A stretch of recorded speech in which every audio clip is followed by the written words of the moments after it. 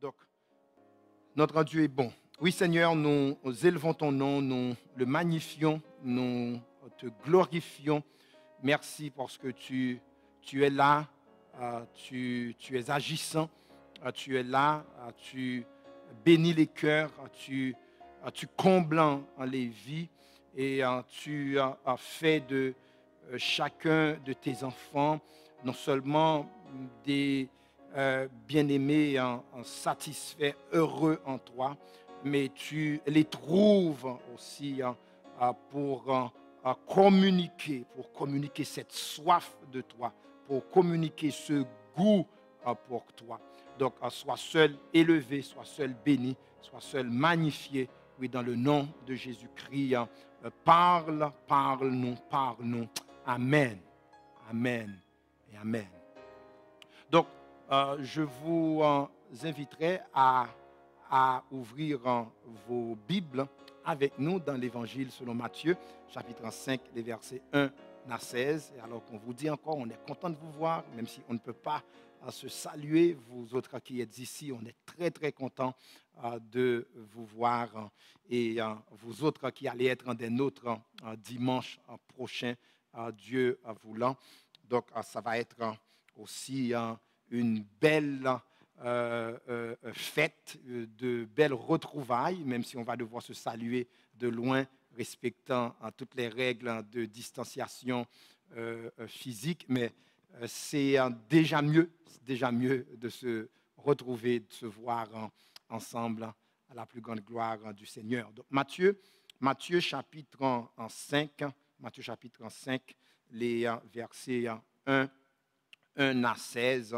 Donc, ce que vous pouvez prêter attention et lire avec nous dans vos cœurs. Donc, Matthieu chapitre 5, les versets 1 à 16. Matthieu 5, les versets 1 à 16. Voyant la foule, Jésus monta sur la montagne et après qu'il se fut assis, ses disciples s'approchèrent de lui.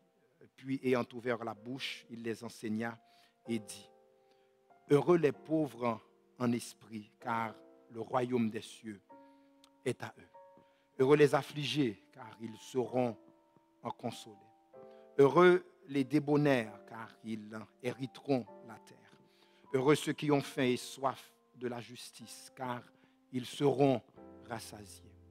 Heureux les miséricordieux, car ils obtiendront miséricorde. Heureux ceux qui ont le cœur pur, car ils verront Dieu. Heureux ceux qui procurent la paix, car ils seront appelés fils de Dieu. Heureux ceux qui sont persécutés pour la justice, car le royaume des cieux est à eux. Heureux serez-vous lorsqu'on vous outragera, qu'on vous persécutera et qu'on dira faussement de vous toutes sortes de mal à cause de moi. Réjouissez-vous et soyez dans l'allégresse, parce que votre récompense sera grande dans les cieux, car c'est ainsi qu'on a persécuté les prophètes qui ont été avant vous. Vous êtes le sel de la terre. Mais si le sel perd sa saveur, avec quoi la lui rendra-t-on? Il ne sert plus qu'à être jeté dehors et foulé aux pieds par les hommes. Vous êtes la lumière du monde. Une ville située sur une montagne ne peut être cachée. Et on n'allume pas une lampe pour la mettre sous le boisseau, mais on la met sur le chandelier et elle éclaire tous ceux qui sont dans la maison.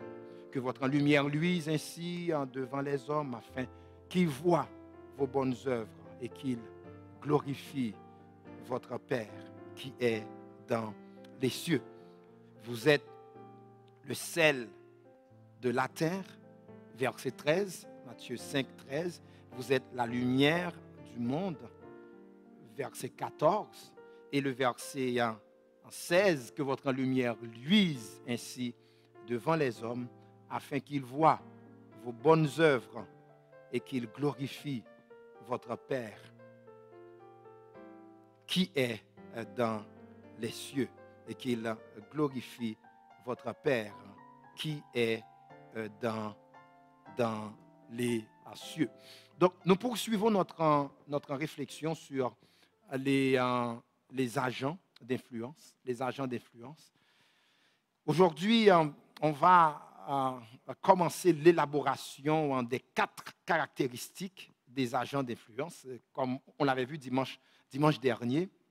Vraiment, le Seigneur compte sur toi, il compte sur moi pour que nous puissions exercer cette influence-là, avoir cet impact-là sur notre environnement, sur les gens qui nous entourent. On avait vu beaucoup de vérités. Je ne peux pas revenir sur tout ce qui a été vu, sur tout ce qui a été partagé, mais permettez que je vous rappelle cet élément. Alors, un premier élément clé, nous ne pouvons pas donner goût pour Dieu si nous n'avons pas le goût de Dieu en nous. Donc, il faut premièrement avoir pris goût en Dieu. Deuxièmement, avoir le goût de Dieu en soi. Et troisièmement, donc, communiquer le goût de Dieu. Donc, avoir pris goût en Dieu, avoir le goût de Dieu en soi, et troisièmement, communiquer à ce goût de Dieu. Donc, avoir ce goût de Dieu en soi, on a vu, c'est tout ce qui relève de l'identité du croyant même. Ce qui fait de nous ce que nous sommes. Donc la vie que nous avons en Dieu, la puissance de Dieu qui nous remplit, et aussi les valeurs de Dieu qui participent de cette identité. Donc c'était important que nous comprenions en cela. Et ces gens-là qui vont devenir, qui sont authentiquement des agents d'influence, obéissent à 4 caractéristiques. Donc 4 caractéristiques que nous avons soulignées. Et nous commençons à voir avec vous la première des caractéristiques. Les agents d'influence, ce sont des gens heureux et satisfaits. Alléluia. Disons, ce sont des gens heureux et satisfaits. Vous ne pouvez pas influencer positivement pour Dieu si vous êtes misérable en Dieu. C'est clair. Si ça ne marche pas pour vous, donc pourquoi communiquer cela aux autres? Pourquoi vouloir que d'autres soient comme vous ou deviennent comme vous? Ce serait du sadisme. Parce que pour cela, les gens qui peuvent vraiment influencer pour Dieu, ce sont des gens qui s'estiment bénis en Dieu. Ce sont des gens qui s'estiment satisfaits en Dieu. Ce sont des gens qui peuvent dire, mais pour moi, ça marche. Pour moi, Dieu est vraiment réel. Pour moi, Dieu vraiment travaille. Pour moi, Dieu vraiment opère des miracles. Pour moi, vraiment, il fait des prodiges. Pour moi, donc prier, ce n'est pas tout simplement ouvrir la bouche, mais prier, c'est expérimenter la puissance réelle de Dieu.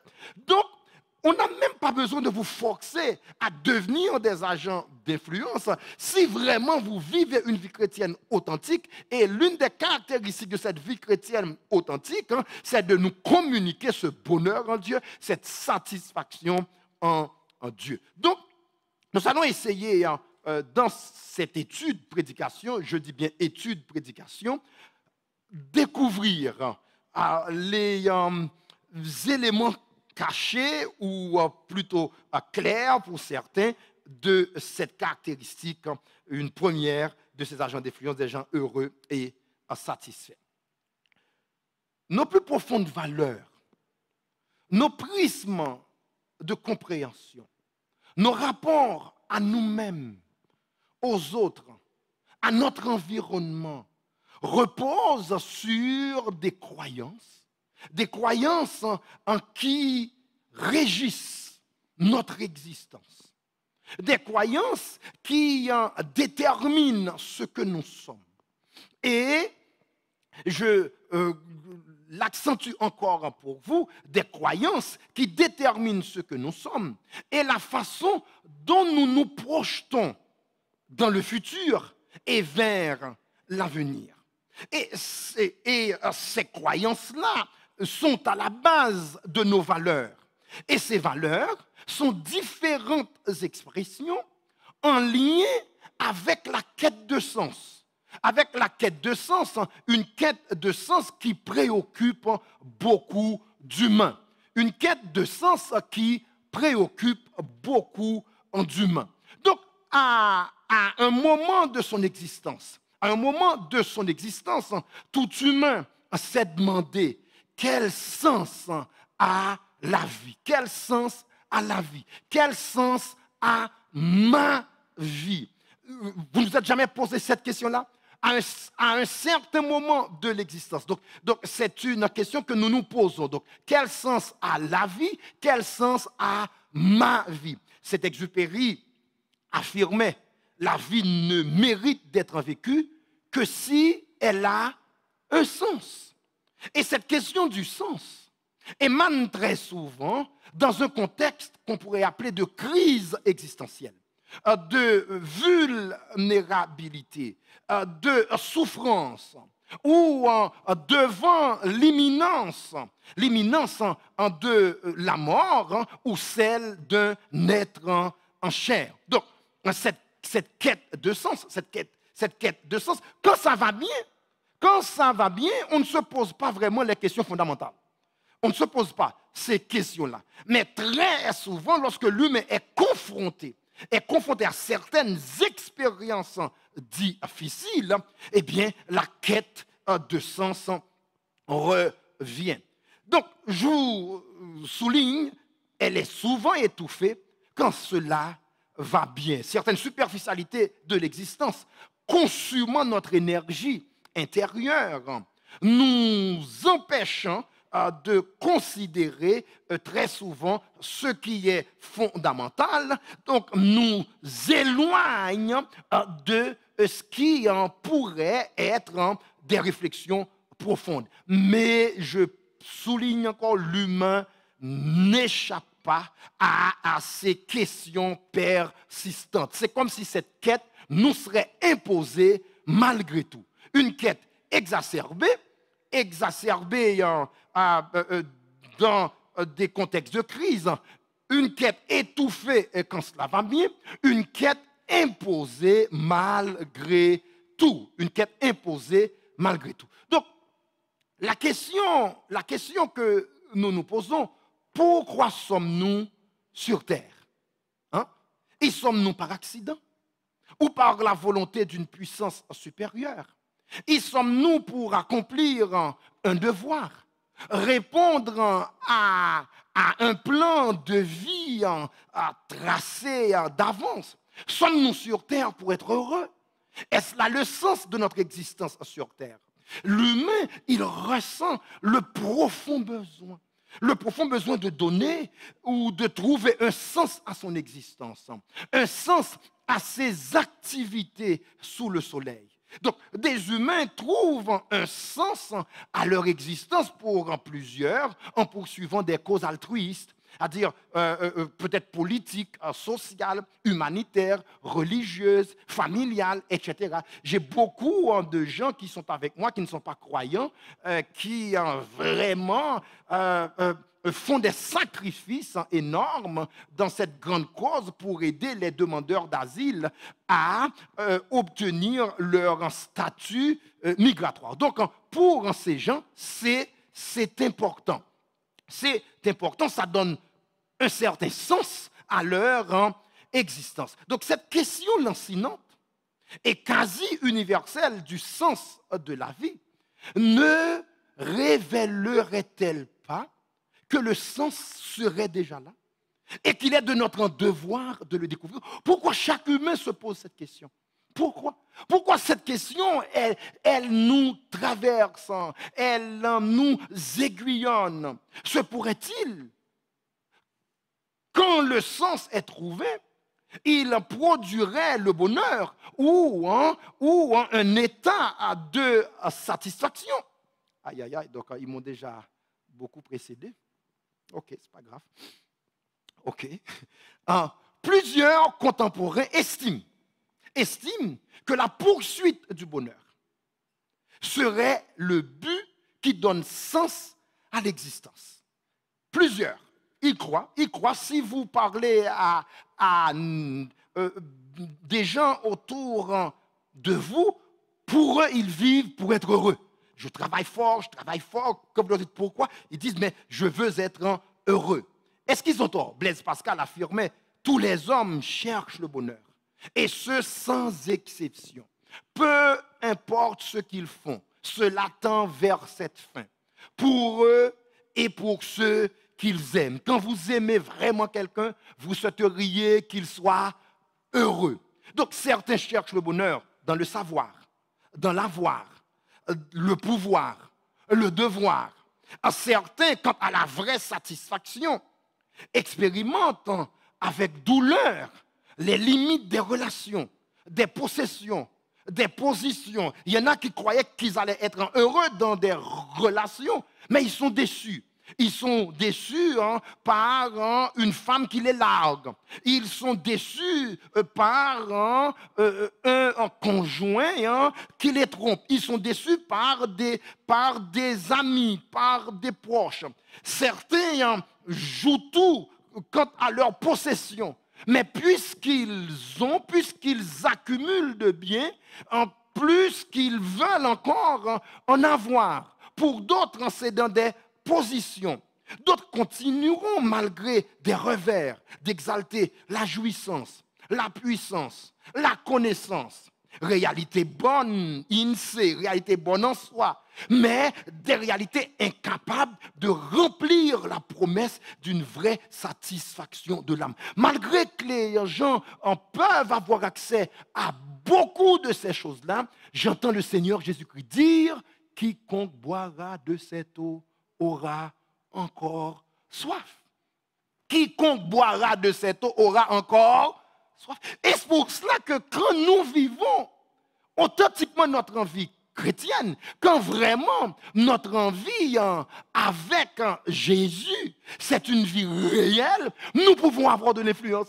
Nous avons de l'influence auprès des gens qui sont pauvres, nous avons de l'influence auprès des gens qui sont riches, nous avons des influences auprès des gens qui n'ont aucun statut, et nous avons de l'influence auprès des gens qui sont élevés en dignité. Pourquoi? Parce que quel que soit le statut d'un humain, il y a une soif à l'intérieur de lui-même qui ne peut être étanché que par une réalité encore plus profonde.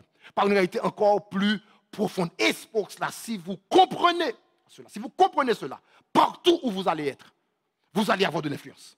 Vous allez avoir de l'influence et vous ne serez pas timide à partager votre foi parce que vous allez vous rendre compte que vous avez quelque chose que l'argent ne peut pas acheter. Vous avez quelque chose que des positions sociales ne peuvent pas communiquer. Vous avez quelque chose que des relations humaines intéressantes ou bien aussi judicieuses qu'elles seraient, mais malheureusement, ces relations humaines ne seront jamais suffisantes pour combler le cœur de l'humain selon cette recherche de sens profonde. Alors, quelques-uns se tournent vers le Dieu de la Bible. Le Dieu de la Bible offre une voie que l'Écriture appelle la voie pour une vie épanouie. La voie pour une vie épanouie. C'est la voie du Dieu qui connaît l'humain. Du Dieu qui connaît l'humain. Rien de l'humain ne lui échappe. Je peux faire confiance à Dieu pour m'adresser à n'importe qui parce que je sais que l'humain, il n'est pas caché. Rien de ce qu'il est ne serait caché pour Dieu. Il est pauvre. Rien de sa pauvreté n'échappe à la vigilance de Dieu. Il est riche. Dieu voit au-delà de ses superficialités. Il est applaudi. Dieu sait qu'il y a un masque. Ce masque de popularité, lorsqu'on creuse plus profondément, on voit que l'humain a encore soif. Donc l'humain, cet humain-là, que je dois influencer, que vous devez influencer, eh bien, le Dieu de la Bible nous dit, je le connais. Et comme le psalmiste David disait, c'est toi qui nous as fait. C'est lui qui nous a fait et nous lui appartenons. Seigneur, tu sais de quoi je suis formé. Tu sais de quoi je suis formé. Donc, c'est la voix du Dieu qui connaît l'humain. Il donne à l'humain de se comprendre à partir de sa propre révélation sur l'humain. Tout repose sur lui, Dieu. Tout repose sur sa nature, sur son caractère. Il est le créateur. En Ésaïe 40, les versets 25 à 31. Ésaïe 40, les versets 25 à 31. Non seulement il a créé toutes choses, mais il soutient toutes choses par sa parole puissante. Écoutez ce qu'il dit. Et en Ésaïe 40, verset 25 à 31. À qui me comparerez-vous? À qui me comparerez-vous? Dit le Seigneur. Donc, je le lis avec vous et je vous invite à pouvoir le chercher aussi. À qui me comparerez-vous pour que je lui ressemble, dit le Saint? Levez vos yeux en haut et regardez. Qui a créé ces choses? Qui fait marcher en ordre leur armée? Il les appelle toutes par leur nom, par son grand pouvoir et par sa force puissante. Il n'en est pas une qui fasse défaut. Pourquoi dis-tu, Jacob? Pourquoi dis-tu, Israël? Ma destinée est cachée devant l'Éternel. Mon droit passe inaperçu devant mon Dieu. Ne le sais-tu pas? Ne l'as-tu pas appris? C'est le Dieu d'éternité, l'Éternel, qui a créé les extrémités de la terre. Il ne se fatigue point, il ne se lasse point. On ne peut sonder son intelligence. Il donne de la force à celui qui est fatigué. Et il augmente la vigueur de celui qui tombe en défaillance. Les adolescents se fatiguent et se lassent. Et les jeunes hommes chancellent, mais ceux qui se confient en l'Éternel renouvellent leur force. Ils prennent le vol comme les aigles, ils courent et ne se lassent point. Ils marchent et ne se fatiguent en point. Amen. Amen. Donc c'est assez intéressant de comprendre que ce Dieu qui nous demande d'influencer l'humain, il dit, mais je connais l'humain. Et je sais quel type de réponse pour l'humain. Parce que c'est moi qui ai créé toutes choses. C'est moi qui soutiens en toutes choses. C'est la voix de ce Dieu qui fait du croyant un agent d'influence. Donc, le Dieu de la Bible offre à l'humain une voix. Mais quelle voix? Donc, la voix du Dieu qui connaît l'humain et la voix du Dieu qui fait du croyant un agent d'influence. Donc, l'influence du croyant devient cardinale sur ce terrain d'importantes interrogations. Dieu veut que votre envie soit une réponse aux profondes questions des gens qui vous côtoient. J'aimerais que tu te le dises. Ma vie doit être une réponse aux questions profondes des gens. Quand les gens posent des questions profondes, ces gens n'ouvrent pas forcément la Bible, mais toi, tu es une Bible pour ces gens. Est-ce que quand les gens te regardent, si ton ministère se résume tout simplement à venir prêcher un message, et que pendant 10 ans, pendant 15 ans, tu côtoies des gens, et ces gens ne remarquent rien chez toi, ne remarquent rien en toi, et que ces gens ne se demandent pas, mais qu'est-ce que tu as que je n'ai pas? Pourquoi es-tu comme tu es? Eh bien, tu risques d'être un chrétien stérile. C'est-à-dire, un chrétien stérile, il n'est juste qu'un religieux. Il n'est juste qu'un religieux. Donc, Dieu veut que votre envie soit une réponse aux profondes questions des gens qui vous côtoient. Une réponse intelligente, une réponse pertinente. Je réponds encore, je reprends encore. Une réponse intelligente et une réponse pertinente. Quand la personne me regarde, si je suis un véritable agent d'influence, la personne doit commencer par soupçonner des réponses émanant de qui je suis. Donc, une première caractéristique des agents d'influence répond exactement à cette recherche profonde des gens de notre temps. Celui qui peut influencer pour Dieu, c'est quelqu'un qui est vraiment heureux et satisfait en Dieu. Celui qui peut vraiment influencer pour Dieu, c'est quelqu'un qui est vraiment heureux et satisfait en Dieu. Donc, cette première caractéristique des agents d'influence, cette première caractéristique des agents d'influence répond, je le souligne encore pour vous, répond à cette recherche profonde des gens de notre temps. Et redisons-le, l'apôtre disait, je ne me lasse pas de vous répéter les mêmes choses. Qui peut influencer pour Dieu? Ce n'est pas vraiment quelqu'un qui va à l'église. Non. Ce n'est pas quelqu'un qui a forcément un ministère dans l'église. Non. Ce n'est pas quelqu'un qui est forcément pasteur. Non. Ce n'est pas quelqu'un qui a pris naissance dans une famille chrétienne. Ben, cela maintenant ne veut même pas dire grand-chose. Parce que très souvent, beaucoup de ces gens-là qui ont pris naissance dans des familles chrétiennes, ils font les pires. Bon, ils deviennent plus mondains que mondains. Donc, ça n'a rien à voir avec ça. C'est pour ça que Dieu n'a pas de petit-fils. Dieu n'a pas de petit-fils, Dieu n'a pas de petite-fille. C'est pas parce que tes parents sont chrétiens que toi, tu as pris naissance dans une famille chrétienne que tu es forcément sauvé chrétien. Non, nullement, nullement. Qui peut vraiment influencer pour Dieu? Un premier élément que les béatitudes vont mettre en devant nous, c'est à celui qui est vraiment heureux et satisfait en Dieu. Bonheur, réussite, satisfaction, malgré les revers de la vie, malgré les difficultés de la vie, malgré les problèmes de l'existence. Et c'est ça ce grand paradoxe-là, où l'apôtre va dire, persécutés, mais nous supportons. Calomniés, nous parlons avec douceur. Il en dit attristé, mais toujours joyeux. C'est-à-dire, les contextes sont attristants. Il y a des problèmes qui nous entourent, qui nous tenaillent. Il y a de ces moments où beaucoup perdraient la tête. Lorsque les gens nous regardent, ils voient malgré ces contextes de difficultés énormes, qu'est-ce que nous expérimentons dans le Seigneur? Nous expérimentons le bonheur du Seigneur, nous expérimentons la réussite selon le Seigneur, et nous expérimentons la satisfaction selon le Seigneur, et nous entendons le Saint-Esprit nous dire, soyez toujours joyeux. Qu'est-ce que le Saint-Esprit nous dit? Soyez toujours.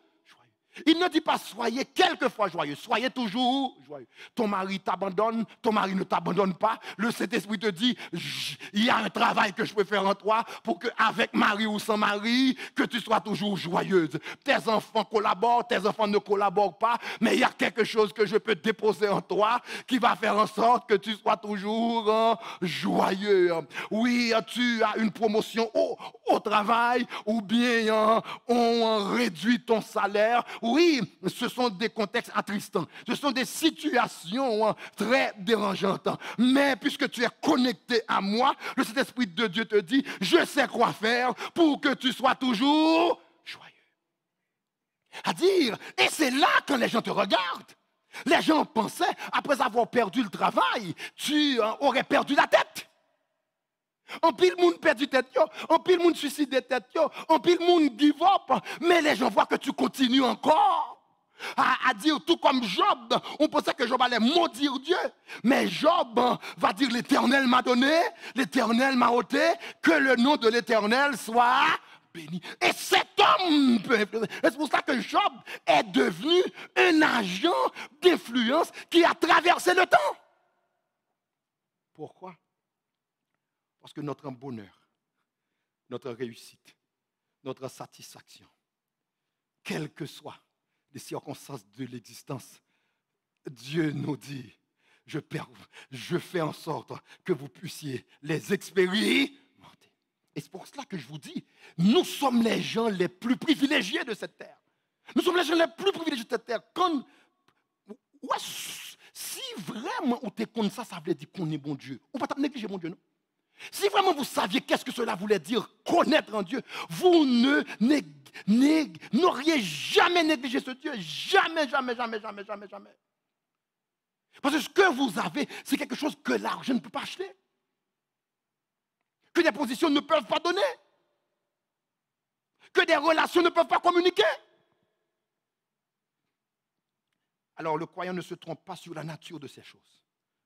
Bonheur, réussite, satisfaction. Il est capable d'en parler parce qu'il en jouit. Alléluia. Il est capable d'influencer pour Dieu. je me souviens, il y avait quelqu'un dans la cause des migrants qui est avec moi, c'est un homme d'affaires. Et pour lui, quand il met une semaine à part, ça lui coûte excessivement cher, plusieurs milliers de dollars, parce qu'il me dit, mais tu sais, une seule transaction peut me rapporter par jour 10, 15, 20 000 dollars. Il dit, quand je mets, on luttait beaucoup, on travaillait beaucoup. Il m'a dit, tu sais, docteur Caillot, j'ai beaucoup perdu. Je lui dis, je te donne cette garantie. Le Dieu que je sers, alléluia, le Dieu que je sers, mon homme, il t'étonnera. Il t'étonnera, je te le dis. Aucune personne ne prend position pour lui, authentiquement, et le regretter. Et il y a de ça quelques semaines, il m'a dit, tu sais, non seulement j'ai rattrapé tout ce que j'avais perdu à cause de cette lutte, mais je ne sais même pas où me mettre la tête, où m'en donner, à quel c'est me voir, tellement les opportunités se multiplient. Pourquoi je pouvais lui parler ainsi? Je lui dis, écoute là, quand je te parle d'un Dieu qui est un Dieu de la réussite, quand je te parle d'un Dieu qui communique la paix, quand je te parle d'un Dieu qui donne la sérénité, je ne te parle pas seulement d'un Dieu dont je lis les exploits dans la Bible, je te parle d'un Dieu avec qui j'ai marché. Je te parle d'un Dieu qui a écrit ces choses dans ma propre vie. Je te parle d'un Dieu. Oh, alléluia. Ah, Seigneur, Satan joue bien son jeu. Vous ne savez pas qu'est-ce que vous perdez. Alors, je lui dis, je te parle d'expérience. Je ne te parle pas seulement de connaissance. Je te parle d'expérience.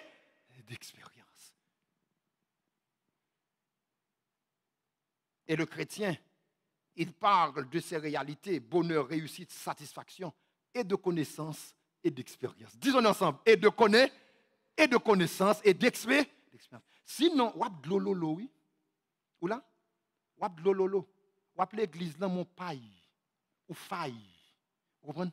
Ou pas communiquer rien. Ou pas bouger rien. Le côté ou passer, ou pas laisser aucune trace spirituelle réelle. Parce qu'on paille. Parce qu'on pas vivre rien. Celui qui n'a pas le goût de Dieu en lui ne peut pas communiquer le goût de Dieu autour de lui. Jamais. C'est seulement une question de connaissance. Non, c'est cette connaissance plus l'expérience. Vous connaîtrez la vérité. C'est pas que vous... Et quand on parle de cette connaissance de la vérité, ce n'est pas seulement une appréhension des concepts, appréhender, comprendre les concepts, mais c'est que vous expérimenterez la vérité. Alléluia. On ne se trompe pas sur la nature de ces choses.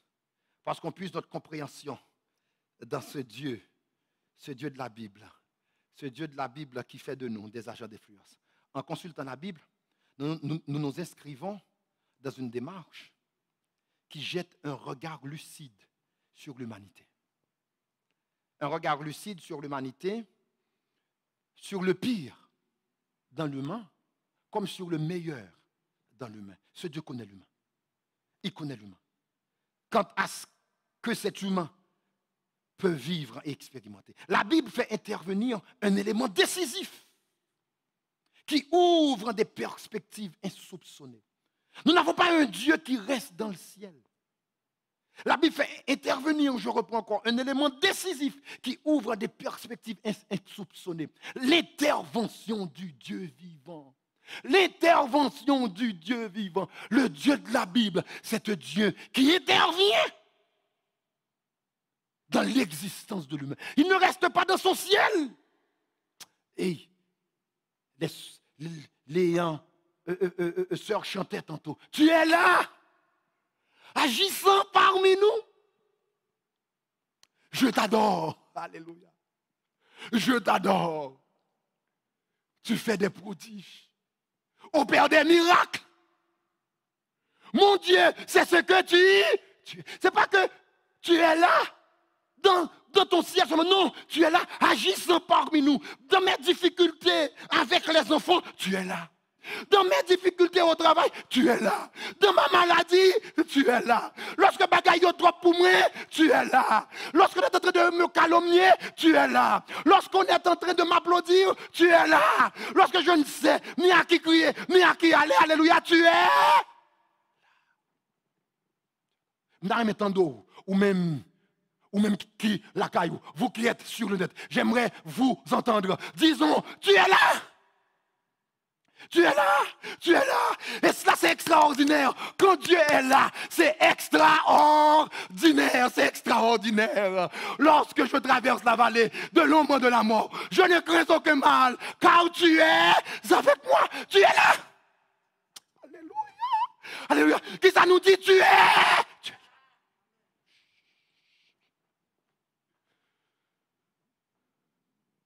Canon, mon Dieu. Grosso, mon Dieu.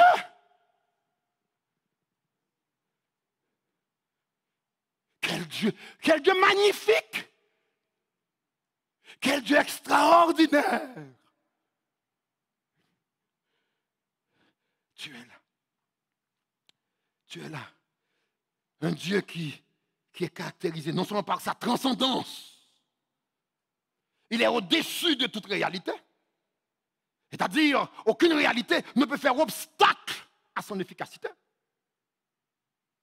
Mais un Dieu aussi immanent,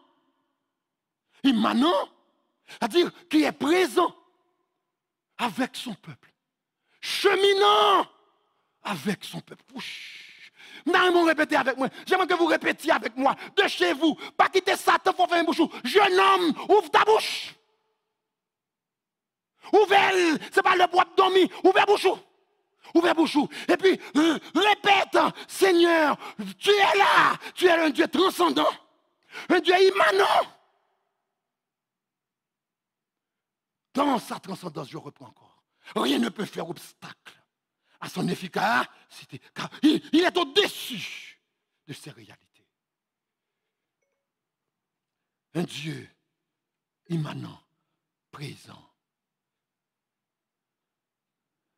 Donc, c'est pour cela que son intervention, lorsqu'on le caractérise par un Dieu qui intervient, la Bible c'est-à-dire ouvre cette belle fenêtre de grâce devant nous pour nous dire que nous pouvons influencer. Car le Dieu qui est le moteur de l'influence, la source de l'influence, eh bien, il est là, il est toujours présent. Nous voulons et prions que vous arriviez à la conviction. Que vous arrivez à la conviction, cette conviction profonde de l'intérêt de Dieu pour le bonheur de l'humain. Conviction profonde de l'intérêt de Dieu pour le bonheur de l'humain. Tu peux influencer pour Dieu sans avoir à rougir, sans avoir peur. C'est un Dieu qui tient promesse. Il y a de ces gens, quand vous allez parler en leur nom, faites attention, vous risquez d'être confus. Parce que ces gens ne sont pas sérieux. Il y a de ces engagements, quand tu les prends au nom de certains individus, tu risques d'être mal pris. Mais notre Dieu, alléluia, c'est un Dieu sérieux. Il dit, et la chose arrive. Il ordonne et elle existe. Que disons-nous, notre Dieu, il dit et la chose arrive. Il ordonne et elle existe. Et c'est un Dieu qui nous dit l'intérêt de l'humain. L'intérêt, mon intérêt pour le bonheur de l'humain et sa réussite, c'est quelque chose d'essentiel. Ceux qui ont marché avec Dieu partagent cette conviction. Dieu s'intéresse à ce que nous vivons, et ce dans les moindres détails. Je peux influencer quelles que soient les circonstances, parce que Dieu s'intéresse à ce que l'humain vit dans les moindres détails. Dans les moindres détails. Dans mon bistrot, il y a un monsieur, il sait venir de temps à autre, il sait venir, il prend une bière, deux bières, et on parle, on jase, et c'est toujours important pour moi qu'il puisse découvrir que ce qu'il cherche dans l'alcool, c'est un leurre. L'alcool ne peut pas communiquer cela. Ne peut pas. C'est impossible. Tu passes à côté. Tu passes à côté. Ce que tu cherches dans la nourriture, même si tu as un bon plat de nourriture, tu as un bon temps. Tu passes une heure, tu as un bon temps, mais les problèmes sont encore là. Jusqu'à ce que tu ouvres les yeux pour savoir. Je lui dis, hey, Richard, Dieu s'intéresse à toi. Ce n'est pas par hasard qu'on puisse avoir cette conversation, Richard. Ce n'est pas par hasard. Parce que j'ai cette conviction que Dieu s'intéresse à l'humain dans tout ce qu'il vit, dans les moindres détails. Matthieu 10, verset 30. Même les cheveux de votre tête sont tous comptés. Ouais, frère, pas des cheveux, pas bien, pas non. Bon Dieu connaît. Ouais, bon Dieu connaît qui l'autre a perdu. Ouais. Même si vous êtes en cours, il a les têtes là avant. Bon Dieu connaît. Même les cheveux. Il dit, et même. Pourquoi dit-il, et même les cheveux? À dire, le même, et même les cheveux, cette façon de phraser, de formuler, dirait que cela paraît insignifiant. Ça paraît insignifiant. Mais même pour ces détails dits insignifiants, le Seigneur prend note. Est-ce qu'on l'a? Le Seigneur prend note. Disons-le ensemble. Le Seigneur, répétons-le encore. Le Seigneur, le Seigneur prend note. Mon Dieu prend note. Wow. Alors je suis à l'aise pour parler de Dieu à n'importe qui, quelle que soit la situation. Parce que je dis, les moindres détails de ta vie, les gros problèmes comme les petits problèmes, Dieu prend note de ce qui se passe, de ce que tu expérimentes. Voyons-en l'illustration de l'histoire d'Éliézer de Damas, serviteur d'Abraham, ayant eu à accomplir une mission spéciale. Éliézer devait trouver une femme pour Isaac, fils d'Abraham. Le texte nous dit, il partit et alla en Mésopotamie, à la ville de Nakor, et se tenant près d'une source d'eau, il observait les filles des gens de la ville venir puiser l'eau. Il regardait, Genèse 24, verset 21, il regardait avec étonnement. Hein? L'homme regardait avec étonnement et sans rien dire, pour voir, quoi? Lisons, pour voir si l'Éternel faisait réussir son voyage. Ouais, jusqu'à ce que, juste dans quel détail, bon Dieu, intéressé, pour voir si l'Éternel faisait réussir son voyage. Dieu ne s'intéresse pas seulement à la dimension de verticalité de ta relation avec lui, c'est-à-dire ta prière, l'adoration chantée que tu fais monter vers lui. Dieu s'intéresse aussi à ce qui se vit dans l'horizontalité. Okay? Il s'intéresse à toutes ces choses-là. Et le serviteur regardait. Est-ce que vous savez prendre le temps pour observer Dieu qui est à l'œuvre et que vous arrivez à cette conviction pour dire comme le psalmiste, c'est l'Éternel qui a fait cela? Nous avons dit c'est bon Dieu qui fait. Nous pouvons dire c'est l'Éternel qui a fait cela. Pour voir si l'Éternel, c'est un beau passage. Il regardait avec étonnement et sans rien dire, pour voir si l'Éternel faisait réussir son voyage ou non. Genèse 24, verset 21. Et dans sa conversation avec Laban, le père de Rebecca, il lui partagea la conviction d'Abraham quant à son voyage. À ce dernier, dit le serviteur, m'a répondu, Genèse 24, verset 40. J'aimerais que vous le lisiez. Genèse 24, verset 40. Dit le serviteur, il m'a répondu, l'Éternel, devant qui j'ai marché. Ça, c'est Abraham. Hein. Vous allez voir l'influence d'Abraham sur son serviteur Eliezer.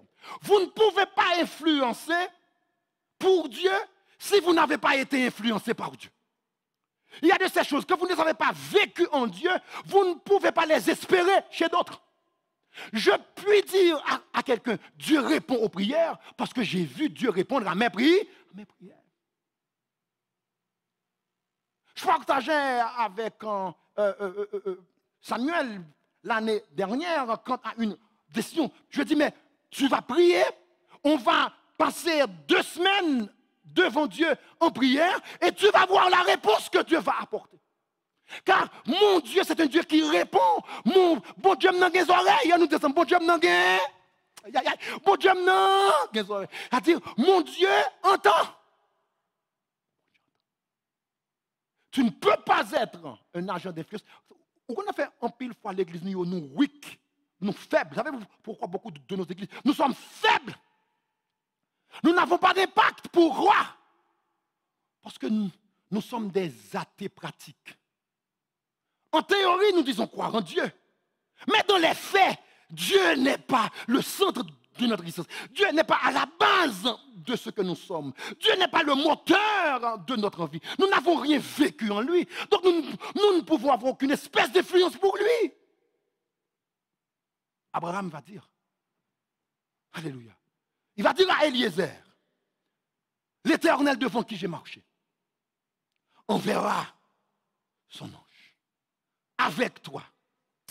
Gardons assurance. Et il va dire, et fera. Ce n'est pas peut-être le voyage réussira. Je te le dis, et fera réussir ton voyage. C'est pour ça que les véritables bénis deviennent des instruments de bénédiction. Et c'est l'une des raisons pour lesquelles je dis aux leaders, n'avancez pas avec les gens qui ne sont pas prêts à s'engager. Car ces gens reproduiront ce qu'ils sont. Ils sont des non-engagés, ils vont reproduire des non-engagés. Ils sont des négligents, ils vont reproduire des négligents. Ils sont des gens qui n'accordent pas priorité à Dieu, ils vont reproduire des gens qui ne donnent pas priorité à Dieu. C'est ce qu'ils vont reproduire. Mais s'ils sont des amoureux de Dieu, des passionnés de Dieu, des gens qui ont vu Dieu à l'œuvre, des gens qui ont vu Dieu répondre à leurs prières, des gens qui ont vu Dieu s'intéresser au moindre détail de leur existence. Lorsqu'ils vont influencer, ils vont influencer dans cette même direction. Abraham a vu Dieu faire réussir son voyage. Il va dire, parce que c'était ce Dieu qui lui était apparu, lui en disant, laisse ton pays, laisse ta famille, va dans le lieu où je te montrerai, je ferai de toi une grande nation, je te bénirai, je multiplierai tout ce que tu es. Et Abraham a vu ce que tu as fait. Et quand il parle à Eliezer, il va dire à Eliezer, je te le dis, tu n'as pas à développer de crainte ni de peur. L'Éternel que j'ai servi, l'Éternel devant qui j'ai marché, il fera réussir ton voyage.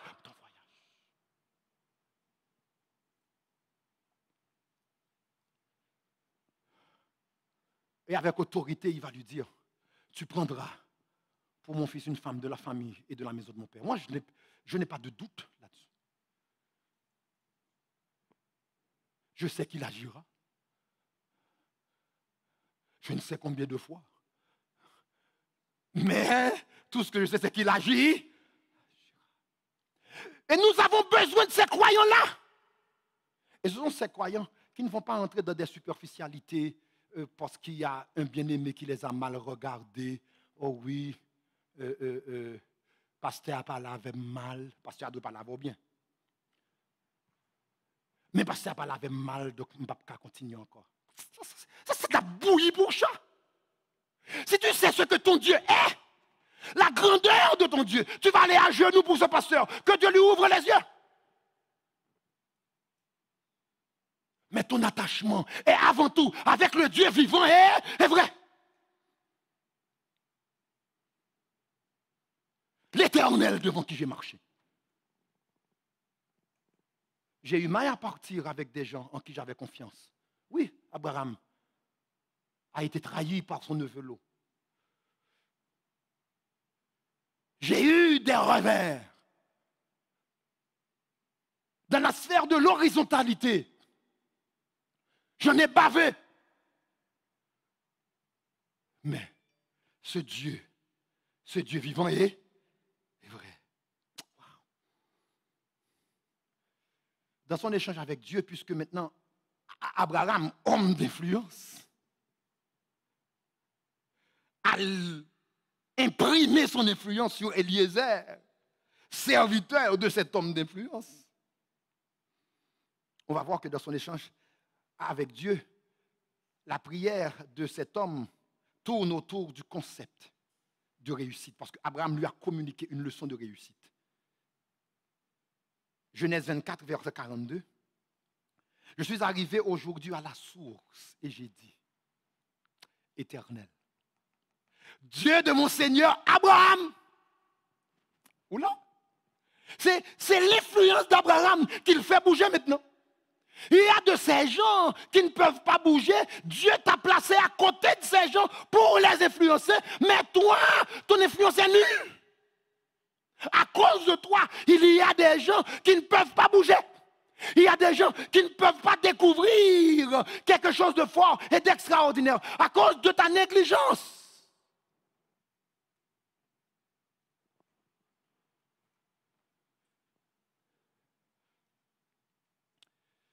Je suis arrivé aujourd'hui à la source et j'ai dit, Éternel, Dieu de mon Seigneur Abraham, si tu daignes faire réussir le voyage que j'ai accompli. Abraham m'a dit que tu es un Dieu d'influence, un Dieu de réussite. Abraham, c'est un homme d'influence. Il m'a dit que tu es un Dieu qui fait réussir. Et gros bagaille, Dani. Ou alors qu'on bon Dieu ça. Par un câble loco. Dans plusieurs dossiers où je me retrouve, où les gens disent ça ne va pas marcher. Je dis, mais vous semblez oublier, ce qui fait marcher les choses est en haut. Si lui, il dit que ça ne va pas marcher, ça ne va pas marcher. Mais si ce n'est pas lui qui le dit,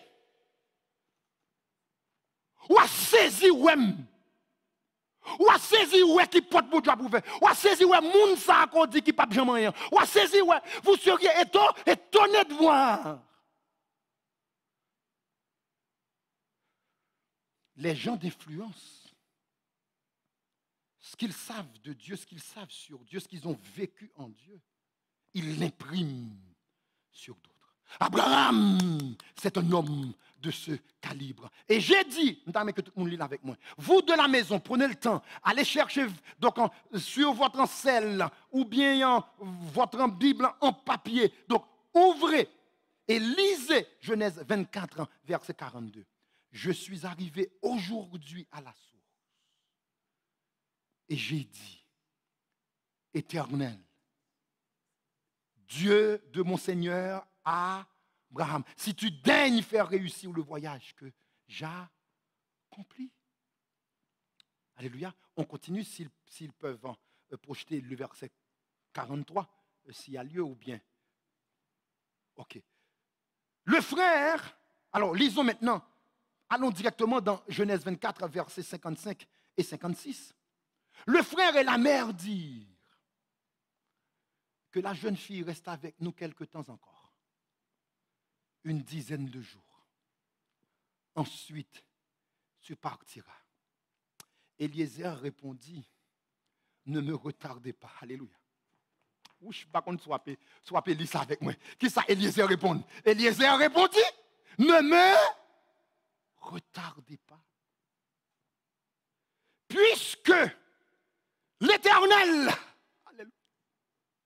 maintenant, il ne dit plus l'Éternel de mon Seigneur Abraham. Maintenant, il va s'approprier cet Éternel. Puisque l'Éternel a fait réussir mon voyage. Laissez-moi partir et que j'aille vers mon Seigneur. Abraham l'avait dit.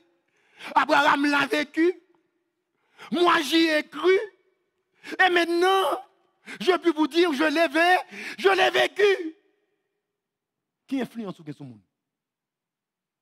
Influence ou, c'est pour faire petit pile, gros pile dans l'église. Influence ou, c'est pour faire quelqu'un gros contre l'autre. Influence ou, c'est gâter ça, gâter parti. Influence ou, c'est pour créer division. Influence ou, c'est qui influence ou gagne? Quelle est votre influence? Parce que vous allez être influent pour votre papa. Oh, vous serez toujours influent pour votre papa. Papa Satan ou Père éternel? Ce n'est pas parce que vous êtes à l'église que vous n'avez pas. Christ regardait directement les Juifs, droit dans les yeux. Il leur dit, vous avez pour père le diable. Oui.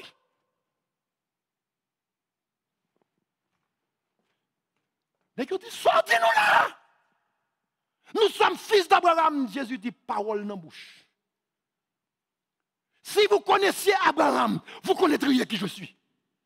Vous avez pour père le diable et vous exercez exactement les influences de votre père. Vous pouvez être dans l'église et puis votre influence, c'est pour les ténèbres.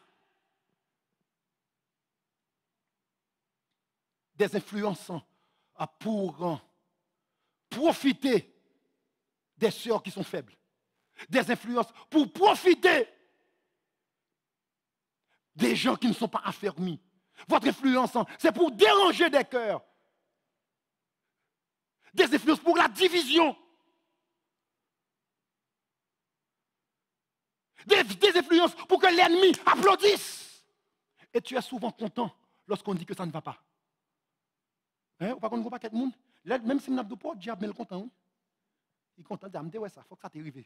Parce que pas pour le diable, là, c'est comme ça, il réfléchit. Il est content les affaires moun pas bon. Donc tu influences selon celui qui t'influence. Oh, vous n'êtes pas avec moi. Tu influences selon celui qui t'influence. Abraham l'a influencé selon le Dieu qui l'a influencé. Tout ça, les hommes de foi influencent pour la foi. Les hommes généreux, ils disaient, on aime dire, ne mettez jamais des gens qui ne contribuent pas responsables des finances. Mais comment ils vont influencer si eux-mêmes ne contribuent pas? Oui. L'église apparaît pour une rouge, ça donne des barres même montré de là. Comment peuvent-ils influencer d'autres à être généreux s'ils ne le sont même pas? Tu influences selon ton papa. Tu influences selon ton papa. Encore une fois, tu influences selon ton papa. Selon ton papa.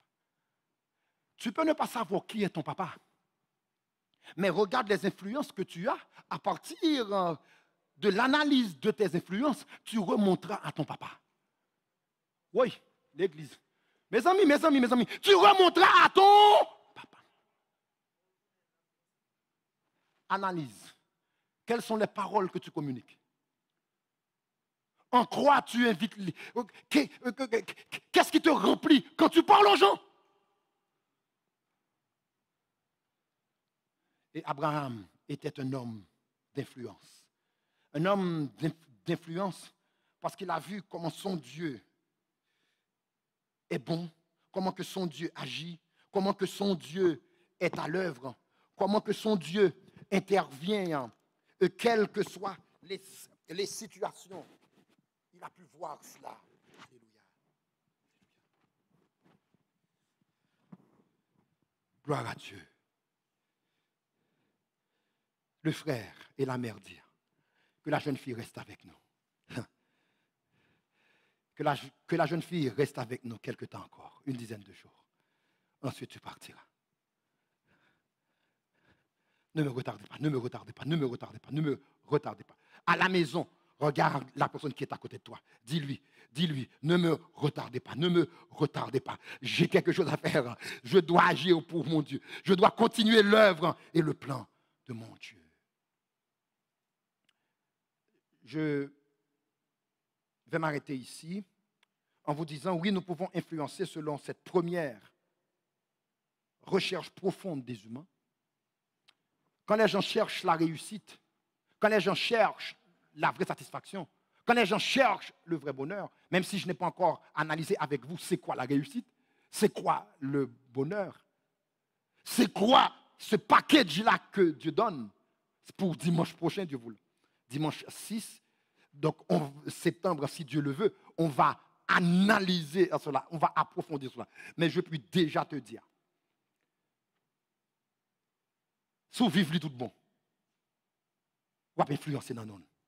Si vous vivez bon Dieu, vous pouvez influencer pour bon Dieu. Si vous vivez vraiment en Dieu, pour Dieu, vous allez influencer pour Dieu et en Dieu. Et tu vas comprendre comment que tu es privilégié. La raison pour laquelle je peux me donner pour Dieu, je peux faire tout ce que j'ai à faire pour Dieu, peu importe les traitements, bons traitements ou mauvais traitements des humains, car ce que mon Dieu, et ça n'a rien à voir avec les humains. Avant tout, les bons Dieu décident de bénir. Il ne va pas poser une question. Oui ou non? Donc, est-ce que ça moun pensait qu'à faire pas travail pour mon Dieu? Non. Que les gens, quand Dieu décide de me bénir, il ne va pas voir frère un tel pour dire est-ce que tu penses que je dois bénir mon serviteur? Non. Donc, je ne peux pas laisser ces postures-là me bloquer. Donc, c'est une question avant tout d'influx. Quel papa qui t'influe? Qui t'influence? Et ce papa-là, j'ai ouvert une grande parenthèse, je la referme. Ce papa t'influence sur un terrain qui est névralgique pour les gens. Un terrain qui est névralgique pour les gens. La paix, la sérénité, la recherche du bonheur, un sens à leur existence, un équilibre intérieur, un enracinement profond. Gloire. À cause de Jésus-Christ, qui a été à la croix pour nous. Alléluia. Si tu peux le mettre plus fort encore pour moi. Merci, plus fort. Plus fort, merci. Alléluia. Alléluia. C'est pour cela que je vous invite à vous ouvrir à ce Seigneur. Avant d'influencer pour lui, il faut être influencé par lui. Il faut le découvrir selon cet autre niveau. Disons-le lui, Seigneur. Moi, je veux voir l'autre niveau. Je veux te découvrir selon une nouvelle dimension. Une nouvelle dimension de ta personne. Smion 2.0, nous voulons nous inscrire dans une autre dimension. Oui, Seigneur, nous voulons te découvrir selon cet autre niveau de bénédiction, cet autre niveau de grâce. Oui, Seigneur, nous voulons te voir agir. Nous voulons te voir à l'œuvre. Nous voulons te voir intervenir. Nous voulons te voir prendre en position. Nous voulons te voir prendre le contrôle de cette bataille. Nous voulons te voir, cher Seigneur, faire éclater ta puissance, faire éclater ta gloire, faire éclater ta majesté. Le peuple a dit, il voulait voir nous l'autre niveau.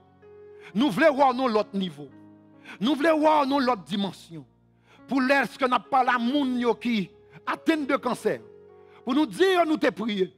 Nous voyons comment bon Dieu résout. Comment bon Dieu guérit. Comment bon Dieu répond. Comment bon Dieu fait route. Comment bon Dieu étonne les moun. Oui, cher Seigneur. Nous te le demandons, nous te le demandons, nous te le demandons. Nous te prions. Nous t'exaltons. Nous nous ouvrons à toi. Nous te demandons, cher Seigneur, prépare ton peuple, que nous recommencions avec une centaine de personnes, avec une cinquantaine de personnes, avec 150 personnes.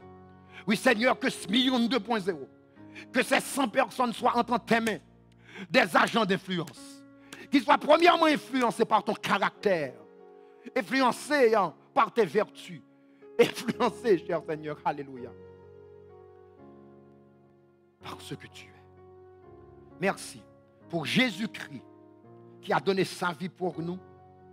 Son sang a coulé sur le bois du calvaire. Il nous donne d'expérimenter ton efficacité. N'a prié pour gloire. N'a prié pour intervention. À toucher ça à côté lié à Jésus, dans le moment ça même. Que tu puisses toucher cette sœur là où elle est, Papa Tout-Puissant. Elle a besoin d'une intervention miraculeuse en ce moment même. On n'a pas besoin de jouer de la comédie. Mentir en ton nom car tu opères de vrais miracles. Seigneur, je t'en supplie, en ce moment même, Rédempteur admirable, étends ta main sur ce bien-aimé, cher Seigneur, qui a soif, qui a besoin d'une intervention. Seigneur, voici ce jeune homme qui attend, papa, qui attend une réponse de ta part, qu'il puisse découvrir en ouvrant son cœur maintenant à toi que tu es ce Dieu. Que tu es ce Dieu qui a le contrôle, alléluia, de moindre dimension de notre existence. Alléluia. Oui, Jésus. Oui, cher Seigneur. On a besoin de toi. Plus que jamais. On a besoin de toi. Il y a des gens qui sont découragés, qui ont besoin d'être relevés, qui ont besoin d'être consolés. Il y a des gens qui prennent un coup dur. Ils ont besoin, oui, papa. Ils ont besoin, cher Seigneur. Ils ont besoin, roi des rois. Ils ont besoin, Rédempteur admirable. Il y a des gens qui sont découragés. Il y a des gens qui passent par ces moments de désespérance selon le monde. Ils ne savent ni à qui crier, ni à qui aller. Ils s'attendent encore à toi. Tu es celui qui relève. Tu donnes la force à celui qui tombe en défaillance. Merci, cher Seigneur. Et pas comédie, nous venons faire pas ici. Ce n'est pas une pièce théâtre, nous venons jouer. Ou son bon Dieu réel, ou son bon Dieu vivant. Nous ne faisons pas de la comédie. Ce n'est pas une pièce de théâtre. Tu es un Dieu réel. Tu es un Dieu vivant. Et tu veux agir en ce moment même. Et cette influence-là, c'est ce que nous voulons communiquer aux gens. Il y a des gens qui pensent au suicide présentement. Seigneur, oui, cette personne-là, Seigneur, touche son cœur. Dis-lui en ce moment même, abandonne cette pensée, car tu veux entrer maintenant dans sa vie. Tu veux transformer sa vie. Ou comprendre ni kounyan là, cher Seigneur. Merci Jésus. Tu comprends? Alléluia. Gloire à toi, gloire à toi, gloire à toi. Gloire à toi. On l'autre niveau, oui. On l'autre niveau. On l'autre niveau. Merci Jésus, merci Seigneur. Merci Roi des Rois. Merci Rédempteur admirable. Merci Rédempteur capable. Le sang a coulé. Jésus-Christ a payé la dette. Il a satisfait à toutes tes exigences. C'est pour cela que l'efficacité de l'influence, on n'a pas à en douter. Béni sois-tu, élevé sois-tu, glorifié sois-tu. Tu nous feras cheminer et grandir. Et nous sommes en train d'être promus à un autre niveau de bénédiction, à un autre niveau de sanctification, à un autre niveau d'influence. Béni sois-tu. Ma crier pour gloire. Alléluia. M'abrele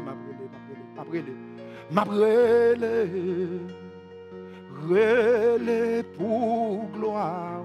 Alléluia. M'a crier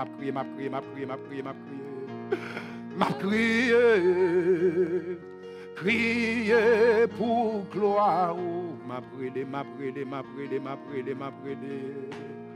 M'abrele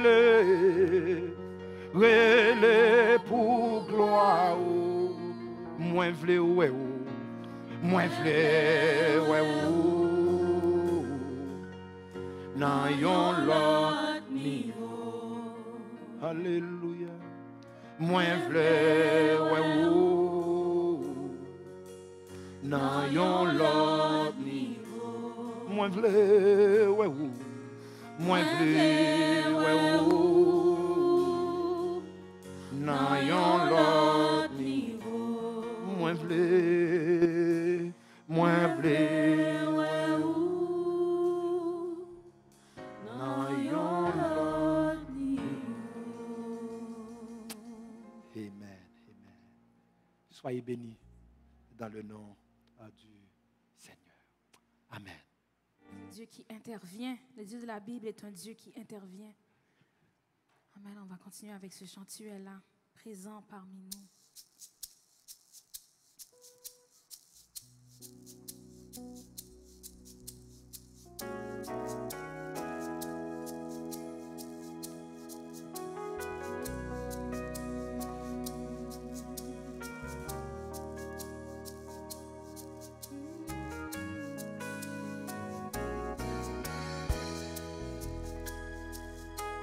Merci Seigneur parce que tu es présent, où tu agis dans nos vies. Tu es là, présent parmi nous. Je t'adore, oui je t'adore. Tu es là, agissant parmi nous. Je t'adore, oui je t'adore. Oui tu es là, présent parmi nous. Je t'adore, oui je t'adore. Tu es là, agissant parmi nous. Je t'adore, oui je t'adore. Tu es là, présent parmi nous. oui je t'adore, je t'adore, je t'adore, je t'adore. Tu es là, agissant parmi nous. Je t'adore, je t'adore. Oui, tu es là, présent parmi nous. Je t'adore, je t'adore, Seigneur. Tu es là, présent parmi nous. Je t'adore, je t'adore, je t'adore. Tu traces un chemin, Seigneur. Tu traces un chemin au Père des miracles. Tu tiens tes promesses, lumière dans les ténèbres, mon Dieu. C'est ce que tu Trace un chemin, tu traces un chemin pour nous. Tu traces un chemin au Père des miracles. Tu tiens tes promesses, lumière dans les ténèbres, mon Dieu. C'est ce que tu Tu es là, transformant nos vies. Je t'adore, je t'adore, je t'adore. Oui, tu es là, tu restaures les cœurs brisés. Je t'adore, je t'adore, je t'adore. Oui, tu es là, présent parmi nous. Je t'adore, je t'adore, je t'adore. Oui, tu es là, agissant parmi nous, agissant parmi nous. Je t'adore, je t'adore. Tu traces un chemin, tu traces un chemin. Tu traces un chemin au Père des miracles. Tu tiens tes promesses, lumière dans les ténèbres, mon Dieu. C'est ce que tu Trace un chemin, tu traces un chemin, Seigneur. Tu traces un chemin au Père des miracles. Tu tiens tes promesses, lumière dans les ténèbres, mon Dieu. C'est ce que tu C'est ce que tu es. C'est ce que tu es. C'est ce que tu es. C'est ce que tu es. C'est ce que tu es, Seigneur.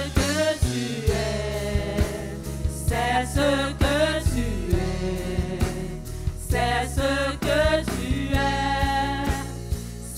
ce que tu es. Oh. Et quand je ne le vois pas, tu es là.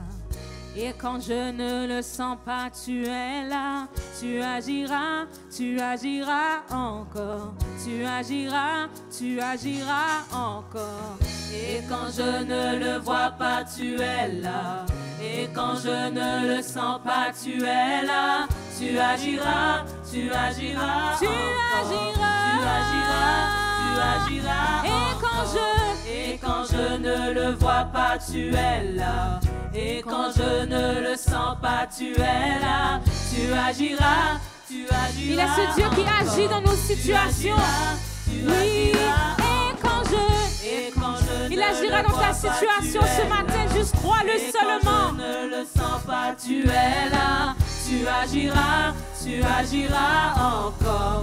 Tu agiras. Oui, tu es là, Présent parmi nous. Je t'adore. Je t'adore. tu es là, Tu es là. agissant. Agissant parmi nous. Je t'adore, je t'adore. je t'adore. Tu ferais un chemin, tu traces un chemin. Tu traces un chemin au Père des miracles. Tu tiens tes promesses. Lumière dans les ténèbres, mon Dieu. C'est ce que Tu traces un chemin, tu traces un chemin. Tu traces un chemin au Père des miracles. Tu tiens tes promesses. Lumière dans les ténèbres, mon Dieu. C'est ce que tu es. C'est ce que tu es. C'est ce que tu es.